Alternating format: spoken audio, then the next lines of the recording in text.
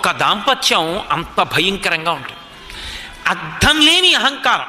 నేను భర్తని కాబట్టి అదొక్కటే. నేను భర్తని కాబట్టి నా నిర్ణయం చెల్లాలి, నేను ఏం చెప్తే అది భార్య వినాలి తప్ప అసలు భార్య నాకు చెప్పడం ఏంటి? నేను కొంతమందిని చూశాను నిజ జీవితంలో, దాన్ని అడగడం ఏంటండి? అసలు ఆమె చీర ఆమె కొనుక్కోదు మహాతల్లి. 30 ఏళ్ళు 40 ఏళ్ళు కాపురం చేసి తనకొక చీర ఇష్టమైంది కొనుక్కోవడం అన్నది ఆమెకి తెలియదు. ఆయన తెచ్చినది ఆమెకి ఇష్టమై ఉండాలి, ఆయన తిన్నది ఆమెకి ఇష్టమై ఉండాలి, ఆయన వెళ్ళినది ఆమెకి ఇష్టమై ఉండాలి, ఆయన చేసినది ఆమెకి ఇష్టమై ఉండాలి తప్ప ఇది ఇష్టం లేదని కానీ ఇది చెయ్యవద్దని కానీ అనడానికి వీల్లేదు.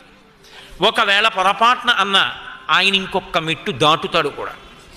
అంత క్రౌర్యంతో దానికి అర్థం ఉండదు. అరే ఆడపిల్ల అది ఒక తల్లిదండ్రులకి పుట్టింది, దానికి ఆశ ఉంటుంది, దానికి వెళ్ళాలని ఉంటుంది నాన్నగారి దగ్గరికి, అమ్మ దగ్గరికి, అన్నదమ్ముల దగ్గరికి అని కూడా ఉండదు. పాషాణ హృదయాలు. పుట్టింటికి వెళ్ళడం ఏంటి? ఒక్కనాటికి వెళ్ళడానికి వీల్లేదు, అలా పడి ఉండవలసిందే ఇంట్లో. ఏమిటో తెలియదు, అర్థం లేని రాగద్వేషాలు. పుట్టింటి వారు వచ్చి పలకరించబడదు భార్యని, ఏవో చిన్ని కారణాలు.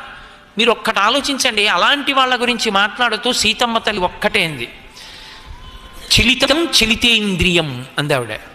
బతికున్న నాళ్ళు నడిచిపోతుంది రావణ. ఒకనాడు